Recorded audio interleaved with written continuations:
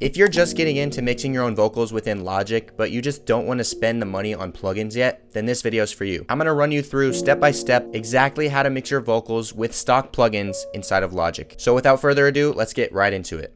I feel my face slipping through my fingers.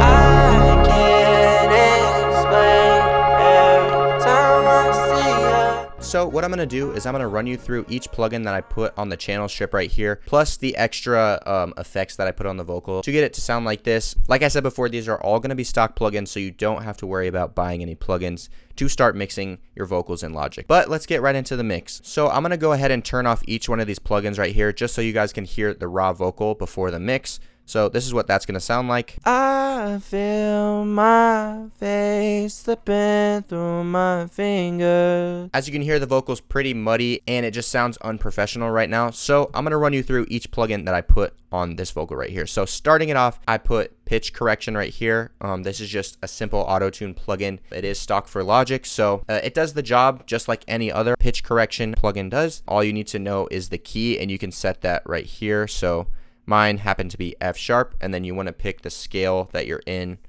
So I was in the major scale. If you don't know how to find the key of your song, you can put your beat into like a key finder. Just search up beat key finder in your browser and you should be able to find out what the key actually is, and then you can input that into your pitch correction plugin right here. So that's the most important setting right there on your pitch correction plugin. But other than that, the response time is basically just saying how fast the note is going to correct. So if you put this lower, the sound is going to be more robotic.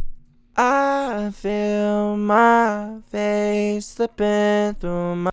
I don't like that sound necessarily. I think it sounds a little bit too robotic, so I'm going to blend this a little bit more. So I think I had it at around 32.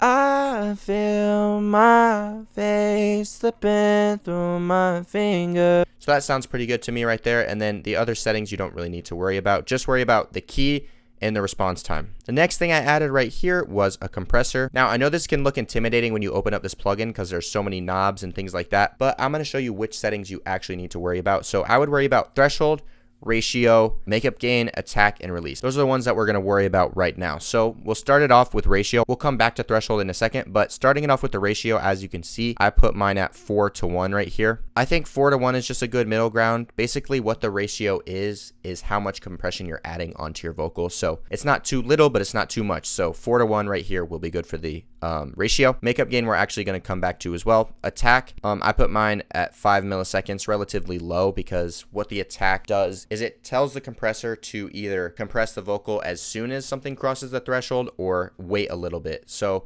if you have it faster, it will compress the vocal faster basically. So I like to compress it as soon as it crosses the threshold. So I put my attack pretty fast right there. And then the release, I want to put it a little bit longer than the attack. 34 milliseconds, I guess, for this vocal worked. And the release is basically just how long the compressor is going to hold on to the vocal after it crossed the threshold. Now, for threshold and makeup gain, what the threshold is, and you've probably been hearing me throw this word around a little bit, is it's basically like the line where if the vocal crosses that line in like loudness, then the vocal is starting to get compressed. So if we play the vocal here, I feel my... As you can see right now, this needle right here is showing no reduction because we have the threshold at 0. So as soon as we start bringing this down, we're going to see that needle pop back, and that's basically showing us the amount of reduction we're getting, or like the amount of the vocal that's going over the threshold. I feel my face. I like to get it around -5 dB of reduction for the vocal. I feel my face slipping. So for those louder parts of the vocal, as you can see, the needle is popping a little bit behind -5 dB, but that's okay. So definitely play around with the compressor and listen to it with the beat in the background so that you can get a solid idea of how the vocal sounds with the song. Next plugin I added right here, and this is probably the plugin that I see most often get messed up. So definitely pay attention for this one. It's the EQ. Now right here we have a fully parametric EQ, and what I did with this vocal right here is very, very simple. All I did was I created what's called a high pass on the low end of the vocal. So it's this red knob right here. You want to bring this over to around like 500 in this area. It depends on the actual angle of the shelf, but I think I had mine at around 500. What this is basically doing is it's cutting out those lower frequencies in the vocal that are just kind of rumbly and make the vocal muddy. So it is very helpful to clean up the vocal. I feel my. And one tip I have for when you're creating these high pass filters on your vocals is, again, play the beat behind your vocal so you can hear how much of that low end you're cutting out of the vocal. Trust me, this will make the process a lot easier and it'll help you balance the vocal with the song. I feel. So as you can hear right there, we have too much low end. Just watch what happens when I cut this in. I feel my face slipping through my fingers. I can't explain. See how we're cutting out those low end frequencies right there? That's exactly what we want. And if you do it with the beat, it'll make it very easy to kind of fine tune it exactly the way you want it. Next thing that I did was I just notched out some frequencies that I didn't like right here. The way I find these bad frequencies is I will raise the frequency a lot and kind of sweep through and just listen and find the ones that don't sound good.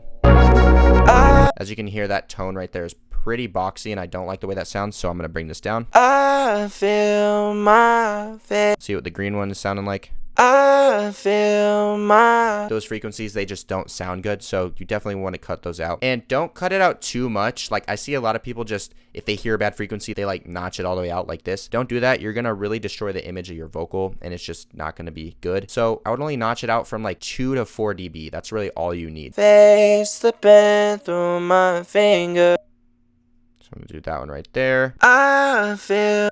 There's another one I found right there that I didn't catch earlier. So that's how you're going to find those gross frequencies in your vocal. And it just helps with the mixing process a lot to be able to sweep through and kind of listen. But make sure you're not just using the visual. Make sure you're actually listening to what you're affecting and not just seeing a bad frequency on the actual visual right here and like being like, oh, I should cut that out. Make sure you're listening. And then the last thing that I did for this EQ was just a little boost in the high end from like 2K. And as you can see, it's kind of the opposite of this low shelf right here. It's like a high shelf. We're actually boosting it instead of cutting it. So I just boosted that to give the vocal a little bit of clarity. Because as you see, if I pull this down, I feel my face slipping through my fingers. as you can see, it adds that clarity in the vocal. I don't want that much, obviously, but just a pretty nice boost right here. I feel my face slipping through my fingers. Something just like that. I think that sounds pretty good right there.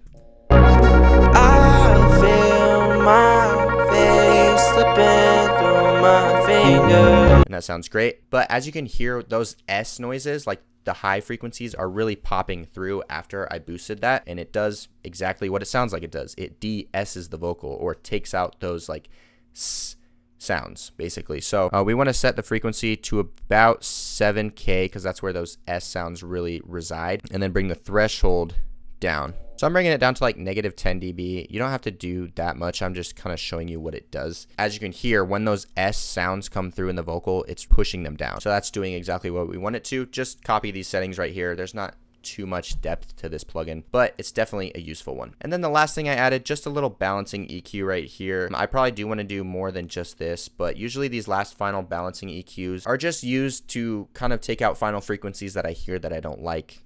So again, just play the vocal and listen and see if you can find those last frequencies that you just don't like. I feel my face slipping through my face slipping through my fingers. Just kind of cleaning up the vocal. So don't feel afraid to add multiple EQs on your vocal. It really actually helps with the overall sound and quality of the vocal. One tip that I have that really helped me with cleaning up my vocals is cut out around like 300 to 500 hertz with kind of a wide bandwidth. It just for some reason is a kind of troublesome frequency and it helps clean up the vocal a lot. So try this out, see if it helps your vocal. If it doesn't, that's fine, but just a little tip that's worked for me. I feel my face slipping through my fingers. So something like that for the final balancing EQ. Again, you don't have to add this, but it's something that I personally like to add, so just kind of keep that in mind. But now we've gotten through every single plugin I used on the main basic mix for the vocal. So we did pitch correction, compression, channel EQ, de-essing, and then another EQ right here. So only 5 plugins. As you can see, it doesn't have to be that complicated. This is a pretty simple mix, but you get the idea. Now that we have the main basic mix, however, we are going to add the effects. I feel my face slipping through my fingers. So how I did this was I used buses. You don't want to put your effects plugins on your main channel strip right here. We're just going to route them using these buses right here to a different track. So I'm going to show you how I do this. So I took the sends off the track right here because I want to show you how to actually route this. So what you're going to do is you're going to come down here. You're going to click on this little arrow.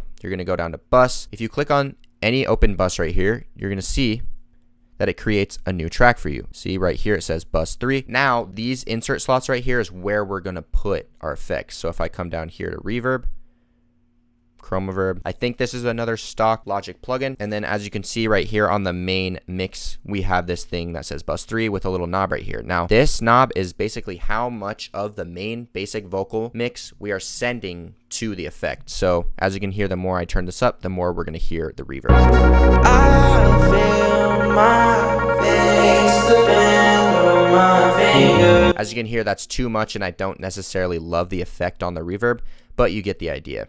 I do have this reverb right here fine-tuned to how I like it, so I'm going to send it back to bus 1, but you get the idea of how I kind of route my effects, and this is exactly what you should be doing as well. I feel my face. So I'll show you the settings I used on this reverb right here. I used the chroma verb, and I used the orchestra hall preset. You can use this as well. If you just click on the presets, go to halls, and it should be right here, orchestra hall. So that's the first effect I added on the vocal right there. And the second one is called parallel compression. So how I did this is I routed the exact same thing right here. I went to the sends area, clicked on that, went to bus, and I used bus 2. Now we have, as you can see right here, the little send that says bus 2, and again, the knob that allows us to send a variable amount of signal to that bus. And on bus 2, I have the exact same compressor that we used on the main mix, but it's on this new track right here. So what I'm using this compressor for is, as I said before, parallel compression. And what that is it's basically like having two vocals playing at once, but one is super compressed. I basically use it to make the vocal a little bit louder, but it still keeps that vocal clean and away from clipping. So what you want to do is set a higher ratio than you did for the main basic vocal mix. I set mine to 8:1 right here, and then the threshold you want to crush it way down so you're getting a lot of gain reduction. So you can copy this setting right here. I have ratio 8:1 and then